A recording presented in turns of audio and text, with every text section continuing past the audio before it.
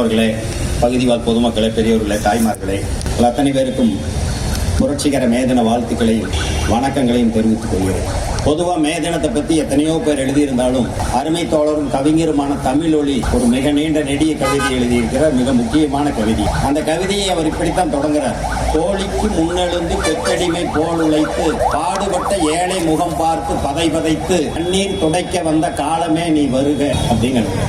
பொதுவாக கம்யூனிஸ்டுகள் பேசினா ஒரு 75 ஆண்டு கால வரலாறு, 100 ஆண்டு கால வரலாறு, 150 ஆண்டு கால வரலாறு இப்படி பேசுவதுதான் வழக்கம். கேட்டுட்டு இருக்கிற பெரியோர்களுக்கு என்ன தோணும்னா, இன்னுமா கோழிக்கு முன்னெழுந்து கொத்தடிமை போலெல்லாம் உழைக்கிறாங்க, அந்த வழக்கமான வசனத்தை விடவே மாட்டீங்களா அப்படின்னு கேட்பேன். உண்மையிலுமே இப்ப யாராவது கோழிக்கு முன்னெழுகிறார்களா அப்படின்னு பார்க்கலாம்.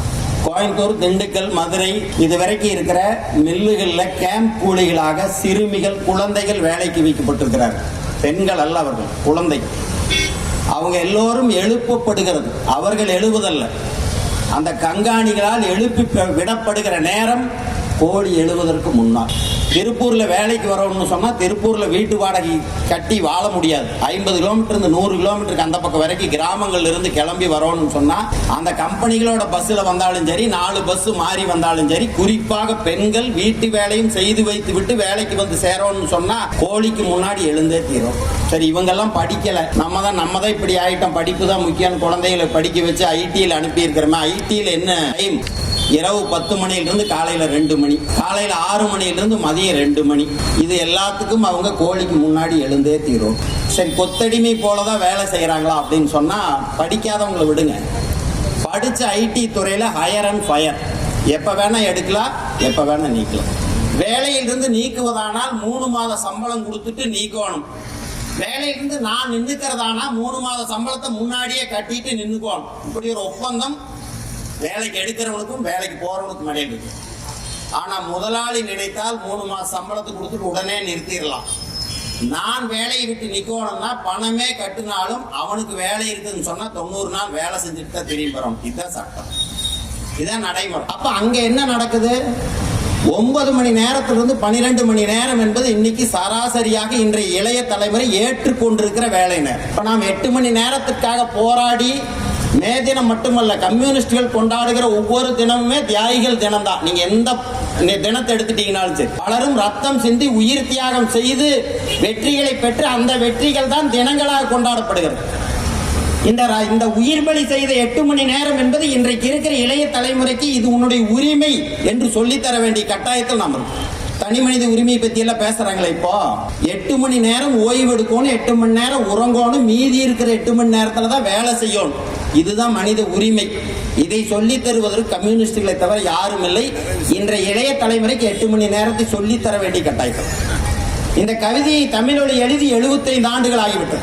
மார்க்ஸ் கம்யூனிஸ்ட் கட்சி அறிக்கை எழுதி 175 ஆண்டுகள் ஆகிவிட்டது. ஏன் கம்யூனிஸ்டுகள் திரும்ப திரும்ப 75 ஆண்டு 100 ஆண்டுகளை பேசுகிறார்கள்? உண்மைகளுக்கு வயதில்லை, உண்மைகளுக்கு எல்லை இல்லை.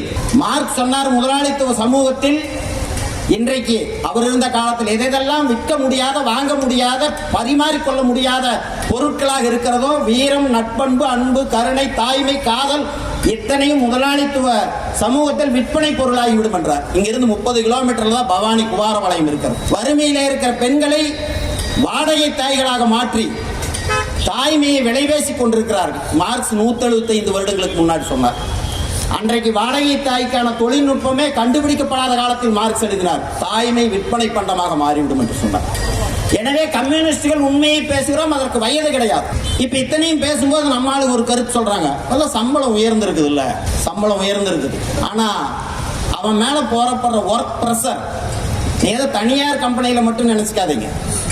அரசு நிறுவனங்களில் போலீஸா இருக்கலாம், பிடபிள்யூடியா இருக்கலாம், மினிஸ்ட்ரியா இருக்கலாம், ரெவென்யூவா இருக்கலாம், எங்குமே இந்த கடந்த 5 ஆண்டுகளில் ரிட்டையர்ட் ஆன இடத்துக்கு 10 இடத்துக்கு 2 இடம் தான் ஃபில்அப் பண்ணியிருப்பாங்க. 9 மணி நேரத்துல 12 மணி நேரம் மட்டும் இல்ல, அவன் வீட்டுல வந்து தூங்குனாலும் ஒர்க் பிரஷர் தான் தூங்குறான். இந்த ஒர்க் பிரஷர் அவனை குடிகாரனா மாத்துது. இந்த ஒர்க் பிரஷர் சின்ன சின்ன விஷயத்துக்கு சண்டை போட்டு கொலைகாரனா மாத்துது. இந்த ஒர்க் பிரஷர் குடும்பத்துல மிகப்பெரிய நெருக்கடியை உருவாக்கும். முதலில் குறைக்க வேண்டியது இந்த ஒர்க் லோடையும் ஸ்ட்ரெஸ்ஸையும். அதை விட்டுட்டு என்ன சொல்றாங்க, ஐடி ஃபீல்டு உட்பட ஆன்மீகத்துக்கும் யோகாவுக்கும் போயிட்டு வந்து சொல்லி ஆன்மீகம் யோகா மக்கள் இந்த நெருக்கடியில் போனால் அதை வியாபாரமாக்கி ஆயிரக்கணக்கான கோடிகளை சம்பாதிக்கிற மடங்கள் உருவாயிட்டு இவைகளுக்கெல்லாம் பின்புலமாக இருப்பது எது? இந்த முதலாளித்துவ பொருள் உற்பத்தி முறை தான் பின்புலம், வேற எதுவும். இந்த முதலாளித்துவ பொருள் உற்பத்தி முறை என்ன செய்கிறது? கடந்த 10 ஆண்டுகளில் மட்டும் 155 லட்சம் கோடி கடன் உருவாகியிருக்கிறது இந்தியாவுக்கு. அடிக்கடி பரப்புரைகள்ல நம்ம தேர்தல் பரப்புரைகள்ல நம்ம தான் பேசிட்டு இருந்து இப்ப ராகுல் காந்தி எல்லாம் பேச ஆரம்பிச்சிட்டார். பெரிய முதலாளிகளுக்கு 16 லட்சம் கோடி கடன் தள்ளுபடி பண்ணிட்டார் மோடி என்று சொல்றாங்க. நம்ம வங்கி ஊழியர் சங்கத்தினுடைய தோழர் சொல்லிட்டு இருந்தார், எப்படியெல்லாம் முதலாளிகள் கடன் கொடுப்பது என்று. அதற்கு நாம் ரொம்ப விளக்கம் வேண்டியதில்லை. முன்னெல்லாம் சினிமா தியேட்டருக்கு முன்னாடி லங்கா கட்டை விட்டுருவானுங்க. அவனுக்கு என்னென்ன அந்த உருட்டுற மனிதர்கள் என்னென்ன ஃப்ராடு பண்ணுவாங்களோ அதை விட அதிகமாக பண்ணுவானுங்க ஆட்சியாளர். அப்படி பண்ணி இவங்களை காப்பாற்றிட்டு இருக்கிறானுங்க. 48% இருந்த கார்பரேட் வரி 24% குறைக்கப்பட்டு விட்டது. இது கடன் தள்ளுபடி, வராக்கடன் தள்ளுபடி 16 லட்சம் கோடி, வரி தள்ளுபடி ஒரு 50 லட்சம் கோடி இருக்கு. இவன் முதலாளி ஒரு பெட்டியில போட்டு அமுத்தி பணத்தை மூடும் போது மிச்ச சிந்தி செதறது பாருங்க, அதைத்தான் கணக்கா காய்ப்பான். பெட்டிக்குள் இருக்கிறது கணக்கு வராது. இந்த சிந்தி செதறி இருக்கிறதுக்கே 48% போட்டது இவனுனால தாங்க முடியல, 24% மாத்திட்டாங்க. பல லட்சம் கோடிகள் முதலாளிகளுக்கு அள்ளி தரப்படுகிறது. ஆனால் வேலைக்கு அரசாங்கம் ஆள் வைக்க மறுக்கிறது. என்ன காரணம்? நீதிமன்றங்களில் நீதிபதிகள் கிடையாது, நீதிமன்றங்களே கிடையாது, நீதிமன்ற பணியாளர்கள் கிடையாது, போலீஸுக்கு ஆள் கிடையாது. ஸ்ட்ரெஸ். இந்த ஸ்ட்ரெஸ் என்ன பண்ணுது? சாதாரண மக்களுக்கும் அந்த அரசில் இருக்கிற அதிகாரிகளுக்கும் இடையில் ஒரு மிகப்பெரிய நெருக்கடியை உண்டாக்குகிறது. தொடர்ந்து அதிகார வர்க்கத்துக்கும் மக்களுக்கும் இடையில் ஒரு முரண்பாடு தொடர்ந்து நீடிக்கிறது. நீடிக்க வைப்பது தான் இந்த முதலாளித்துவத்தோட நோக்கம். எதுக்கோ போடுறாங்க, பாலம் கட்டுற இங்க கட்டுற, நீதிமன்றங்களை நீதிபதிகள் அதிகப்படுத்த முடியாதா? அவருடைய நோக்கம் அதிகாரத்தை தொடர்ந்து நிலைநிறுத்திக் கொள்வது. நிலைநிறுத்துவதால் லட்சம் கோடிகளை திருடுவது, சுரண்டுவது. 600வது இடத்திலிருந்து அதானி 2ஆம் இடத்துக்கு முன்னேறி இருக்கிறார் என்றால் 600% சம்பளத்தை நாம் இழந்திருக்கிறோம் என்றார். மார்க்ஸ் மிக எளிமையாக சொல்கிறார், கூலி உயர்ந்தால் லாபம் குறையும், லாபம் உயர்ந்தால் கூலி குறையும். இது நேர் விகித கணக்கு. அப்ப என்ன நடந்திருக்கிறது? இதனுடைய விளைவாகத்தான் ஜிஎஸ்டி. 20,000 புத்தகம் படிச்சேன்னு ஒரு ஆள் சொல்லிட்டு, அவருடைய தலைவனுக்கு தலைவர், இந்த நாட்டுடைய மிகப்பெரிய நிர்வாகி என்று ஒருத்தரை கொண்டு வந்தாங்க. குஜராத்ல பாலாறும் தேனாரும் ஓடுனாங்க. ட்ரம்ப் வரும்போது துணி கட்டி மறைச்சாங்க, பார்த்துருப்பீங்க. என்ன காரணம்னா, அந்த பாலாரையும் தேனாரையும் பார்த்தா ட்ரம்ப் மோடி தூக்கி போய் அமெரிக்காவுடைய அதிபராக்கிடுவாங்கிற பயத்துல தான் அதை மறைச்சாங்க. அப்படிப்பட்ட சிறந்த நிர்வாகி, வள்ளலாருக்கு அப்புறம் அன்புக்கே பிறந்தவர் மோடி. அதுக்கு அடுத்தது கவுன்சிலராக கூட ஜெயிக்க வக்கில்லாத அப்படின்னு நாம சொல்லுவோம். ஆனா அவங்க என்ன சொல்றாங்கன்னா, பொருளாதார மேதை என்று சொல்லப்படுகிற கணவராலேயே தொடர்ந்து விமர்சப்படுகிற நிர்மலா சீதாராமன், அடுத்தது சாணக்கியன் என்று சொல்லப்படுகிற அமித்ஷா, இவர்கள் எல்லாம் சேர்ந்து இந்த 5-6 ஆண்டு காலத்தில் ஜிஎஸ்டியில 850 திருத்தங்களை பண்ணியிருக்கிறாங்க. ஒரு வேலையை ஒரு தடவை செய்யணும், அதுல தப்பு வந்துட்டு ஒரு சின்ன ஒரு 2-3 கரெக்ஷன் பண்ணணும். அதுக்கு பேர் தான் ஸ்டாண்டர்ட் பேர், ஐஎஸ்ஐன்னு பேர், இந்தியன் ஸ்டாண்டர்ட் ஆஃப் இன்ஸ்டிடியூட். ஒரு டிவிஎஸ்னுக்கு ஒரு கணக்கு கொடுத்துருக்குறான். இன்ஜினியரிங்ல தெரியும், 100 சொல்லுவோம். ஒரு எம்எம் 100 பிரிச்சு அதுல 3 பங்கு, அவ்வளவுதான், பிளஸ் மைனஸ் இருக்கும். 850 தடவைகள் திருத்தி இருக்கிறான்னா ஒன்னும் முட்டாளா இருக்கணும், இல்லைனா இன்னும் மனிதர்களை எப்படி கசக்கி பிடிவது என்று 850 தடவை சிந்தித்திருக்க மக்கள் விரோதிகளாக இருக்கும். 850 தடவை ஜிஎஸ்டி திருத்தி இருக்கு. என்ன காரணம்? இந்த 155 லட்சம் கோடியா கடன் எப்படி உயர்ந்தது?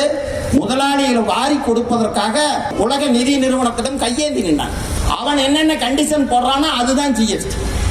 இதை இந்த நாட்டில் மரியாதையாக ஒத்துக்கொண்ட உண்மையான தலைவராக ஜெயலலிதா தான்.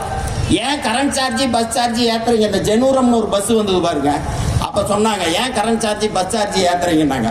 கடன் வாங்கிக்கிற உலக வங்கியிலிருந்து அவன் ஏத்துங்கிறேன், நான் ஏத்துறேன், எனக்கு விருப்பமானு சொன்னாங்க. ஜெயலலிதாவோட பேட்டி இருக்குது, எடுத்து பார்ப்போம். உலக வங்கி ஜிஎஸ்டி போட சொல்றான், விவசாயிகளுக்கு கொடுத்து கொண்டிருக்கிற சலுகைகளை நிறுத்துங்கிறான். அது அவ்வளவு பெரிய விவசாய போராட்டம். அடுத்து இன்னும் மிக மோசமான வரிகளை மக்கள் மீது செலுத்துவதற்கு அவர்கள் தயாராக இருக்கிறார். அப்ப இது எங்கிருந்து வருது? இது அனைத்துமே முதலாளித்துவ உற்பத்தியிலிருந்து வருது. இந்த லட்சம் கோடிகளை திருடுவதற்கு நூற்றுக்கணக்கான கோடிகளை, ஆயிரக்கணக்கான கோடிகளை ஊழல் செய்ய அவர்கள் அனுமதிக்கிறார்கள். எனவே ஊழல் என்பது தனிநபர்களுக்கானதல்ல, கட்சிகளுக்கானதல்ல, இந்த முதலாளித்துவ அமைப்பினுடைய விளைவு. அவன் தூக்கி வீசுகிற எலும்பு துண்டு அந்த ஊழல். இந்த ஆட்சி மாறி ஆட்சி வந்தால் உலகத்திலேயே மிகப்பெரிய ஊழல் செய்தவர்கள் பாரதிய ஜனதா கட்சியாக இருப்பார்கள் என்று கம்யூனிஸ்டுகள் சொல்லல. பரக்கலா பிரகநாத் என்கிற நிதியமைச்சர் சீதாராமனுடைய கணவர் சொல்லியிருக்கிறார். அவர் கம்யூனிஸ்ட் அல்ல.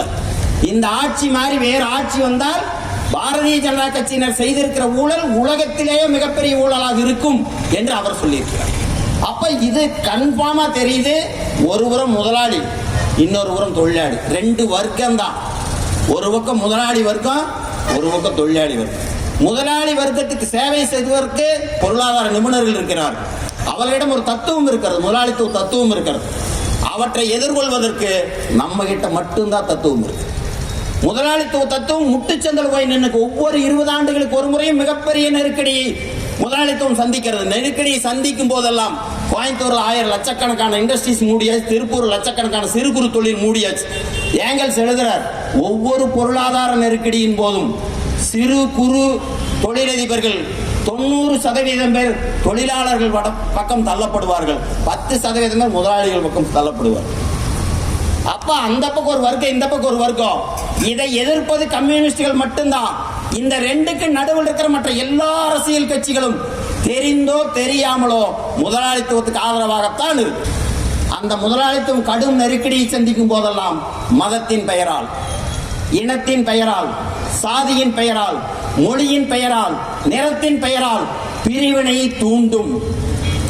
இப்படி யாரெல்லாம் செய்கிறார்களோ, எந்த அரசியல் கட்சி எல்லாம் செய்கிறதோ அவர்களெல்லாம் முதலாளித்துவத்தினுடைய அடியாட்கள், அரசியல் கட்சிகள் அல்ல.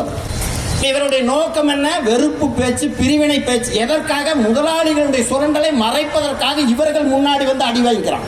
சினிமால பார்த்திருப்பீங்க, அடியாட்கள் வந்து அடி வாங்கிக்குவான், வில்லன் பின்னாடி நின்றுப்பான். அந்த வேலைக்கு முதலாளித்துவம். இதை முறியடிக்கிற பொறுப்பும் முறியடிக்கிற திறனும் திராணியும் யாருக்கு இருக்கிறது? கம்யூனிஸ்டுகளுக்கு தான் இருக்கிறது, வேறு யாருக்கும். மற்றவர்கள் நம்முடைய நட்பு சக்தி வைத்துக் கொள்ளலாம். சித்தாந்தம், தத்துவம் என்பது கம்யூனிஸ்டுகளிடம் இருக்கிற தத்துவம் தான். அதையும் அந்த கவிதையிலே மிக அற்புதமாக தமிழொலி குறிப்பிட்டிருப்பார். இரத்த வெறிகுண்ட லாப அரக்கர்களின் கத்தி மனிதர்களின் கழுத்தறுக்க நீள்கிறது. இரத்த வெறிகுண்ட லாப அரக்கர்களின் கத்தி மனிதர்களின் கழுத்தறுக்க நீள்கிறது. இந்த சீல் பிடித்து போன இந்த முதலாளித்துவ இருட்டுலகை எற்றி கவிழ்த்திட நீ வாழ்க்கை எனும் தேரேறி வருகிறாய். அடுத்து அந்த மேதினம் என்ன செய்யும் அவர் சொல்றார். நீள நெடுந்திரையாய், கடலை குறிப்பிடுகிறார் தமிழொலி. நீள நெடுந்திரையாய் தோழர்களின், தொழிலாளர்களின் ஞான அரசை தோற்றுவிக்க நீ வருகிறாய் என்று எழுதுகிறார். அப்படி வரவேற்கிறார். அந்த அடிப்படையிலே இறுதி யுத்தம் முதலாளி வர்க்கத்துக்கும் தொழிலாளி வர்க்கத்துக்கும் தான். இறுதியில் வெல்லப்போவது கம்யூனிஸ்டுகள் தான் என்பதை இந்த மேதனத்திலே குறிப்பிட்டு நன்றி கூறி புரட்சிகர வணக்கத்தையும் வாழ்க்கையில் தெரிவித்து விடையுறேன். நன்றி, வணக்கம்.